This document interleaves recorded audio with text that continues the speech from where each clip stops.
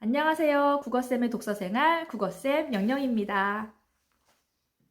오늘은 제가 엄마들을 위한 책 2권을 추천하려고 합니다. 저는 여자 형제가 없고 또 어머니도 일찍 돌아가셔서 결혼을 하고 아이를 출산하고 육아하는 과정에 대해서 많이 무지했던 것 같아요.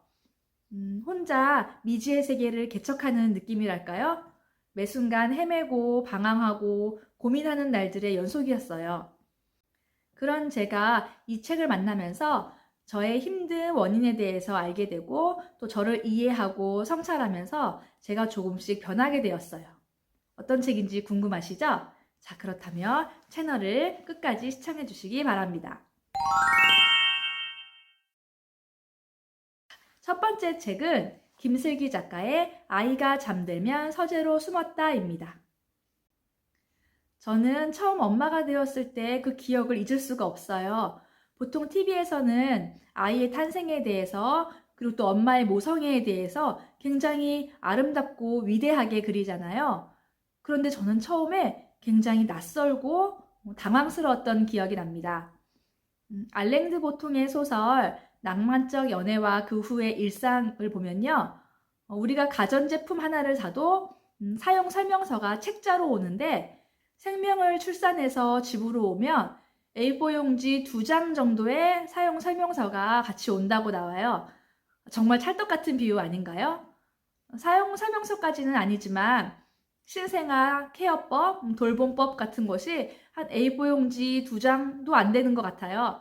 여러분들 다 그거 보고 잘 하셨나요? 그 어떤 가전제품보다도 다루기 까다롭고 작동 방법을 몰라서 매일 우왕좌왕 헤매고 아이의 울음의 원인을 몰라서 제가 울고 싶던 그런 기억.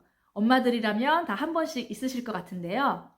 나는 엄마 될 자격이 없는 사람인가 많이 우울했던 기억.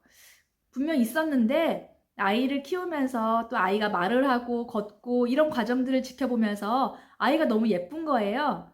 그러면서 내가 언제 그랬나 싶게 그 힘든 기억을 잊고 또 아이를 출산하게 됩니다.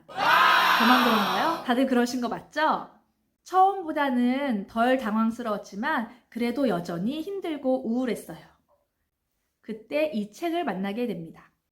제가 이 책의 목차를 한번 읽어봐 드릴게요. 제가 이 책 전자책으로 봤거든요. 아이 키우면서 밤에 책 읽기 매우 힘들잖아요. 저는 그때 전자책에 입문하게 되었습니다. 자, 이 책의 목차를 보면요. 변해버린 몸뚱이가 낯설 때, 못난 엄마라는 죄책감에 시달릴 때, 자꾸만 욱하는 내 모습이 끔찍할 때, 생기 넘치던 시절이 그리울 때, 내가 하는 일이 하찮게 느껴질 때, 남편이 마냥 귀찮고 성가실 때, 이렇게 키워도 되는 건지 걱정될 때, 아이밖에 모르는 일상이 답답할 때, 매일 똑같은 시야가 안타까울 때, 나아지지 않는 세상이 막막할 때. 이렇게 총 10장으로 구성되어 있는데요. 어떠세요? 제목만 들어도 너무 읽고 싶어지지 않으세요? 이 책의 작가는 목차와 같은 상황일 때 책을 읽었다고 해요. 그때 어떤 책을 읽었고 어떤 깨달음을 얻었는지 어떤 다짐 등을 했는지 그런 것들을 정리해 놓은 책이에요. 작가는 아이를 낳고 정신 못 차리기에 힘든 시기에 독서 모임에 가입했다고 합니다. 이때 독서 모임을 통해서 책을 읽게 되고 왜 그토록 육아를 힘들어 했는지 나라는 사람에 대해서 이해를 하게 되고 나 자신을 들여다보는 그런 시간을 가졌다고 해요. 책을 통해서 육아로 인해 상처받고 힘든 마음을 치유받았다고 할까요? 저는 이 책을 읽고 나도 그러고 싶다라는 생각을 하게 되는데요. 그래서 저도 독서 모임을 만들게 돼요. 아직 아이가 어리니까 밖으로 나갈 수는 없고 해서 온라인으로 독서 모임을 만들었습니다. 지금도 그 모임을 1년 6개월째 유지하고 있어요. 평범한 엄마였던 작가가 독서 모임을 통해 책을 읽고 글을 쓰면서 이제는 작가가 되었잖아요. 어떻게 보면 책을 통해서 인생이 바뀌었다고 해도 과언이 아닌데요.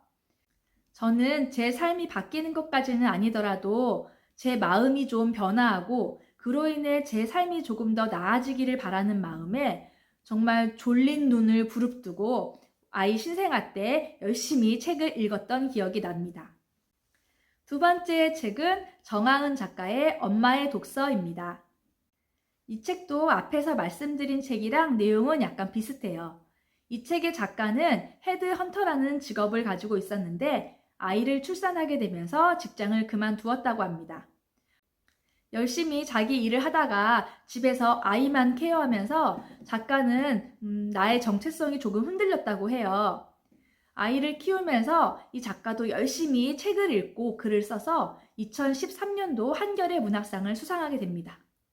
저는 이렇게 엄마들이 독서를 통해서 성장하고 자기 실현하는 이런 모습들이 너무나 멋지게 느껴졌어요. 이 작가는 좋은 엄마가 되고 싶다는 강박관념이 오히려 나를 갉아먹는다는 생각을 하고 그 출구를 찾고 싶어서 책을 읽었다고 해요.